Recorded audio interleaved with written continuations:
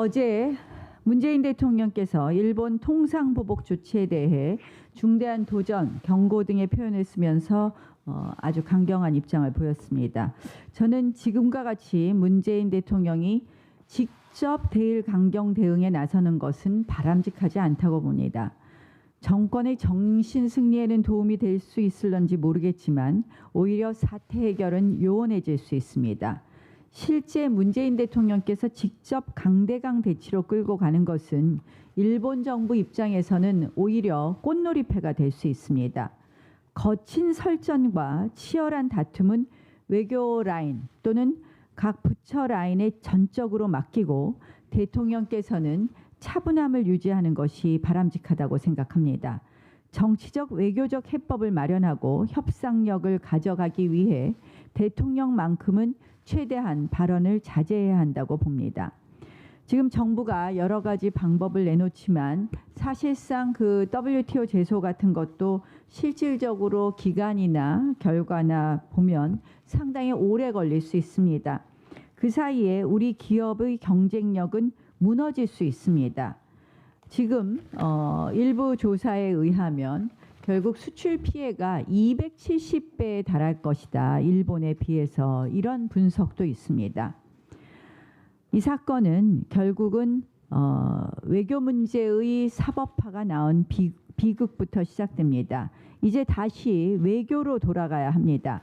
다행스럽게도 어제 문재인 대통령께서 우리가 제시한 방안이 유일한 해법이라고 주장한 바가 없다 하는 개방적인 자세를 보였습니다. 이제 진지한 제안을 함께 해서 하루빨리 이 문제를 해결해 주실 것을 촉구합니다. 또한 문재인 대통령께서 어제 일본의 소재 부품 장비 의존에서 벗어나서 수입처 다변화, 국산화의 길을 걸어갈 것이라고 했습니다. 그러기 위해서는 무엇보다도 중요한 것은 산업 경쟁력 강화입니다. 산업 경쟁력 강화 어디서 생기겠습니까? 저는 지금 이 정부가 유지하고 있는 소득주도 성장, 반기업 정책 폐기 없이는 산업 경쟁력이 강화될 수 없다고 생각합니다. 이 정부가 돈을 쏟아붓는다고 해서 기술이 저절로 개발되는 것이 아닙니다. 그 여건을 정부가 마련해 주어야 됩니다.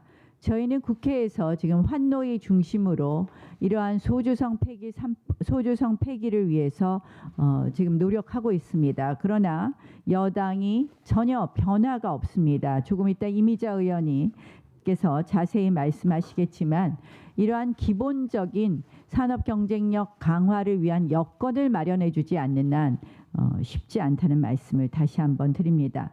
문재인 대통령께 다시 한번 말씀드립니다. 더 이상 대일 강경 발언을 자제하고 보다 진지한 제안으로 외교적 해결 방안을 찾으십시오. 그리고 우리 산업이 이 같은 위기로부터 앞으로 더욱 자유로워질 수 있도록 정부 여당이 보다 적극적으로 그 개혁에 앞장서야 될 것입니다.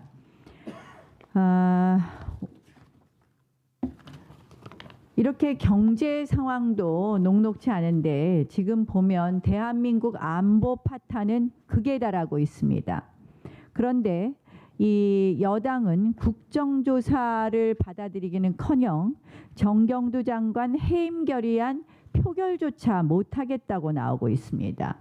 여권 내에서도 정경두 장관 교체설이 심심치 않게 나오는데도 해임 결의안 표결조차 못하겠다는 것은 오기 중에 오기다 이렇게밖에 보이지 않습니다. 어제 여당은 국회의장 중재안도 받지 못하겠다고 했습니다. 국회의장 중재안은 실질적으로 표결은 하게 해라라는 중재안이었습니다. 그런데 이러한 중재안도 받지 못하겠다고 하면서 맹탕 추경, 총선용 추경, 빚내기 추경, 게다가 일본 경제 보복을 이유로 하면서 또 판돈 늘리기 추경에 무조건 우리 보고 거수기 노릇만 하라고 합니다. 저는 이 여당이 국정 책임을 느끼고 있느냐, 국정 책임의 책임감은 1도 없는 여당 아닌가 이런 생각이 듭니다. 오늘은 이런 와중에 이 문재인 정권의 전임 정권 보복과 탄압에 절대 충성을 해온 윤석열 후보자 임명을 끝내 강행한다고 합니다. 이거는 의회 모욕, 의회 무시, 국민 모욕, 국민 무시의 도를 넘는 행위입니다. 한편 경찰은 또 타겟 줄 소환으로 야당 의원을 겁박해오고 있습니다. 여당은 사실상 면담에 가까운 조사에 응하면서 정권의 야당 탄압을 부추기고 응원하고 있는 실정입니다. 닭의 목을 비틀어도 새벽은 오게 되어 있습니다. 아무리 협박하고 짓밟아도 새벽이 올 때까지 자유한국당은 투쟁할 겁니다.